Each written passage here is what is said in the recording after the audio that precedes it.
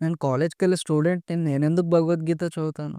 అంటే Bhagavad Gita only Brahmins చదువుతారండి. మేమెందుకు చదువుతాం అది? అండ్ నేను ఫుల్ డబ్బున్న రిచ్ పర్సన్. అది Bhagavad Gita book only poor people చదవడానికి. మేము చదవడానికి కాదు. నాకు చాలా బ్యాడ్ హ్యాబిట్స్ ఉన్నాయి. నేను భగవద్గీత ఇవన్నీ నాకెందుకండి? నేను నాన్ వెజ్ తింటాను, స్మోక్ చేస్తాను, ఆల్కహాల్ తీసుకుంటాను. నాకు భగవద్గీతతో నేనేం చేస్తాను? అరె! మా ఇంట్లో భగవద్గీత ఉందండి. మా ఇంట్లో ఉంది. పూజ గదిలో ఉంది. పూజ చేస్తాం రోజు సో, భగవద్గీత ఎవరి కోసం? అసలు భగవద్గీత చదివి మనం ఎందుకు అర్థం చేసుకోవాలి? Why should we understand Bhagavad Gita?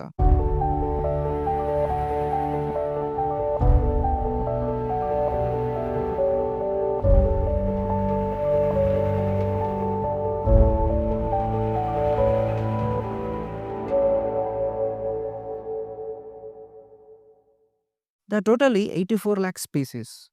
84,00,000 జీవరాశులున్నాయి. అందులో హ్యూమన్ బీయింగ్స్ కూడా ఒక స్పీసీస్. జంతువులున్నాయి, యానిమల్స్ ఉన్నాయి, ఆక్వాటిక్స్ ఉన్నాయి. వాటర్‌లో తిరిగే ఫిష్ అండ్ ఆక్వాటిక్స్ ఉన్నాయి. ఫ్లయింగ్ బర్డ్స్ ఉన్నాయి. బీస్ట్స్ ఉన్నాయి. ఈ విధంగా చాలా నంబర్ ఆఫ్ స్పీసీస్ ఉన్నాయి. 84,00,000 జంతువులకి, యానిమల్స్‌కి, హ్యూమన్స్‌కి 4 విషయాలలో ఒక కామన్ యాక్టివిటీస్ ఉన్నాయి. ఏంటవి? ఆహార, నిద్ర, భయమైతునాంశ, హితోపదేశ. Number 1 sleeping, eating, mating and defending. జంతువులు కూడా నిద్రపోతాయి. మనం కూడా నిద్రపోతాం. అవి కూడా తింటాయి. మనం కూడా తింటాము. అవి కూడా సంసారం చేస్తాయి. మనం కూడా సంసారం చేస్తున్నాం. అవి గూడా ఫైటింగ్ చేస్తాయి. మనం గూడా ఫైటింగ్ చేస్తున్నాం. దేశాల మధ్యలనే ఫైటింగ్స్ ఉన్నాయి. సో, వాటికి మనకు ఏంటి మరి స్పెషల్ క్వాలిటీ అంటే, మనం స్కూలుకెళ్తాం. అవి స్కూలుకెళ్ళవు. మనకు డిసిప్లిన్ ఉంది. మనకు ఉద్యోగాలున్నాయి. మనకు బిజినెస్ ఉంది. మనకు మ్యారీడ్ లైఫ్ ఉంది. వాటికి మ్యారీడ్ లైఫ్ లేదు. ఈ విధంగా మనం చూస్తే హ్యూమన్స్‌కి ఒక డిఫరెంట్ స్పెషల్ క్వాలిటీ ఉంది. అంటే కంపేర్ చేసుకుంటే మనము హ్యూమన్స్ కొద్దిగా యానిమల్స్‌తో పోలిస్తే మనం సుపీరియర్. రైట్? అలాగే కోటిలో ఒక్కడికి ఈ విధంగా ఆలోచిస్తాడు. అసలు నేను ఎవ్వరిని? నేను ఎందుకొచ్చాను? ఎక్కడి నుంచొచ్చాను? చచ్చిపోయాక ఎక్కడికెళ్తాను? ఈ విధంగా ఆలోచన చేస్తూ ఉంటాడు చూసినారా?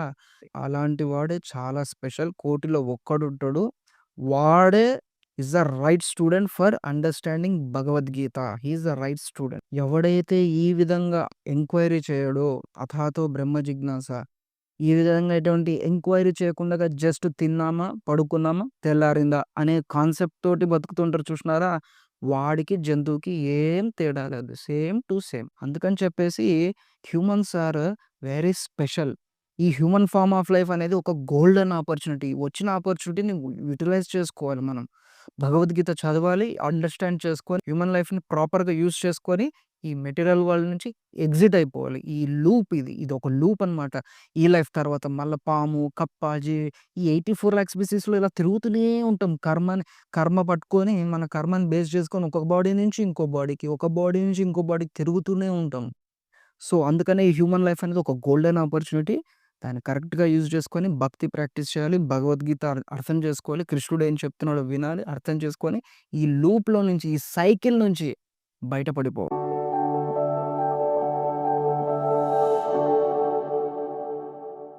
మనకు ఈ జీవితంలో చాలా రకాలైనటువంటి బాధలు, కష్టాలు పుట్టుక అనేది ఒక కష్టం. కడుపులో ఉన్నప్పుడు ఆ బిడ్డకి చాలా కష్టాలు చిన్న చిన్న వార్మ్స్ అన్ని కుడుతూ ఉంటాయి. మదరు స్పైసీ ఫుడ్ తింటే చాలా బాధగా ఉంటది. టాయిలెట్ చేసుకునే దగ్గర బాబు ఉంటాడనమాట. పిండం ఉంటుంది. సో, ఒక పెయిన్ చాలా ఉంటుంది. తర్వాత పుట్టిన తర్వాత మళ్ళీ రోగం. రోగం కూడా ఒక ప్రాబ్లమే. జరమొస్తే ప్రాబ్లమ్. చిన్న కోల్డొచ్చినా గూడా ప్రాబ్లమే మనకు. ముసలిగా అయిపోతేనేమో మనకు ఏ పని చేత కాదు. మన బాత్రూమ్‌కెళ్ళడానికి గూడా రాదు ముసలిగయినామంటే. చావు గూడా ప్రాబ్లమే. కొన్ని వేల తేళ్లు కుడితే ఎంత నొప్పుంటదో అటువంటి నొప్పి ఉంటది చావులో గూడా. హై హీట్ సమ్మరొచ్చిందంటే ఉడకకి అది కూడా ఒక సఫరింగ్. చలికాలం వస్తేనేమో హెవీ కోల్డ్ ఉంటుంది. అది ఒక సఫరింగే. ఆకలి ఒక సఫరింగ్. ఎంతోమంది ఆకలికి మలమల మాడిపోతున్నారు. యాంగ్జైటీ ఒక ప్రదేశం నుంచి ఇంకో ప్రదేశం పోవాలన్నా కార్‌లో పోవాలంటే కూడా నెక్స్ట్ ఏమైతుందో తెలీదు మనకు. రి రి యాంగ్జైటీ యాక్సిడెంట్ అయితదేమో, జాగ్రత్తగా పోవాలి. భయం, ఫియర్ ఈ విధంగా చాలా టైప్స్ ఆఫ్ సఫరింగ్స్ మనకున్నాయన్నమాట. సో, ఓవరాల్‌గా ఈ సఫరింగ్స్ అన్ని 3 కేటగరీస్. ఆధ్యాత్మిక్, ఆది భౌతిక్, ఆది దైవిక్. ఆధ్యాత్మిక్ అంటే మన బాడీ అండ్ మైండ్ నుంచి వచ్చేటటువంటి సఫరింగ్స్ అన్నమాట. Mental sufferings. బాడీ నుంచి వచ్చే కష్టాలు. ఆది భౌతిక్. మన ఎనిమీస్ నుంచి వచ్చే మనకు కష్టాలు. మేబీ కుక్క నుంచి వచ్చే ఒక కష్టం రావచ్చు. లేదంటే ఒక స్నేక్ నుంచి పాము కాటేస్తే అది కూడా ఒక సఫరింగే కదా! సో, అది ఆది భౌతిక్. ఆది దైవిక్. Natural disturbances. Cyclone, earthquake, heavy heat temperature. ఎంతోమంది చనిపోతున్నారు వడదెబ్బకి. సో, ఇవి న్యాచురల్ డిస్టర్బెన్సెస్. ఈ విధంగా మనకు శాస్త్రము టోటల్‌గా 3 టైప్స్ ఆఫ్ సఫరింగ్స్ చెప్తుంది. ఆధ్యాత్మిక్, ఆది భౌతిక్, ఆది దైవిక్. ఎవడైతే ఒకడు ఇంటెలిజెంట్ ఫెలో ఉంటాడో వాడు ఆలోచిస్తాడనమాట. నాకెందుకు ఈ సఫరింగ్స్ వస్తున్నాయి? నేనే ఎందుకు సఫర్ అవ్వాలి? చిన్న, పెద్ద, రిచ్చా, పూరా, పేదోడా, డబ్బున్నోడా అని లేకుండా ప్రతి ఒక్కడికి సఫరింగ్స్ ఉన్నాయి. ఎందుకొస్తున్నాయి ఈ సఫరింగ్స్? దీనికొక పర్మనెంట్ సొల్యూషన్ లేదా అని ఆలోచిస్తాడు చూసినాడా? వాడు భగవద్గీతకి రైట్ స్టూడెంట్. సో, అందుకని చెప్పేసి కృష్ణుడు అర్జునుడి ద్వారా మనందరికీ ఈ భగవద్గీత అని ఎక్స్‌ప్లెయిన్ చేశాడనమాట. అందుకని మనం ఈ భగవద్గీతని చదివి, అర్థం చేసుకొని, మన యొక్క ఈ మెటీరియల్ లైఫ్, ఈ భౌతిక ప్రపంచంలో ఉన్నటువంటి సఫరింగ్స్‌కి ఫుల్ స్టాప్ పెట్టేయాలి. భగవద్గీత చదివేసి మనమందరము భక్తి నేర్చుకొని, ఈ మెటీరియల్ వరల్డ్‌ని వదిలేసి బ్యాక్ టు గాడ్ హెడ్ ఎళ్ళిపోవాలి. Thank you very much. Hare Krishna. జై శిల ప్రభుపాద్.